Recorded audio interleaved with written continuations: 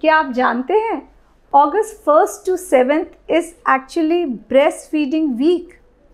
I commonly meet lots and lots of young would-be mothers.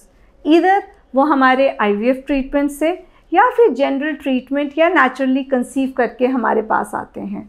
And commonly asked question is breast feeding necessary? क्या हमें breast feeding करना ज़रूरी है?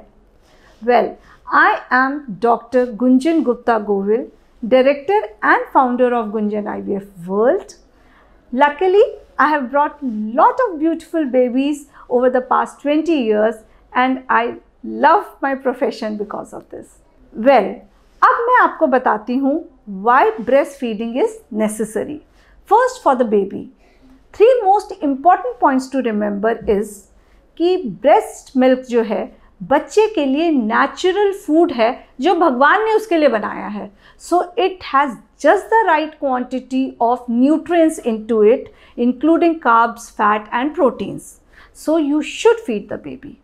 दूसरा, because breastfeed mummy से baby में आता है तो मम्मी की जो एंटीबॉडीज़ होती है या एक तरह से आप इम्यूनिटी समझ लीजिए वो नेचुरली बच्चे में पास होती है, तो बच्चा gets the ability to fight lot of infections, lot of allergies.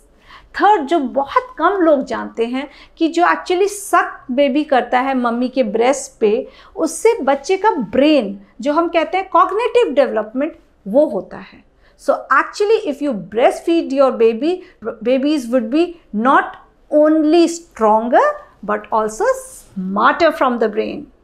अब आते हैं मम्मी के बारे में. वेल, मम्मी को भी ब्रेस्ट फीड कराने का फ़ायदा होता है. सबसे पहला फ़ायदा, you naturally burn your calories. तो जो फैट आपने पुट ऑन किया है प्रेगनेंसी में, सबसे आसान तरीका है ब्रेस्ट फीड करा लो. दूसरी चीज़ जो है, ये एक्चुअली अगर आप ब्रेस्ट फीड कराते हो तो मम्मी एंड बेबी की बॉन्डिंग अच्छी होती है और पोस्टपार्टम डिप्रेशन जो है वो कम होता है. थर्डली, जो हमारा यूट्रस या जो गर्भाशय जिसको हम कहते हैं, जो इतना बढ़ जाता है प्रेगनेंसी में, इसका नेचुरल प्रोसेस ऑफ श्रिंकेज जो होता है वो ब्रेस्ट फीड जब आप कराते हो तो होता है.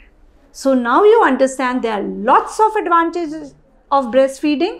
सो why not breast feed the baby when you have waited for this moment for so long.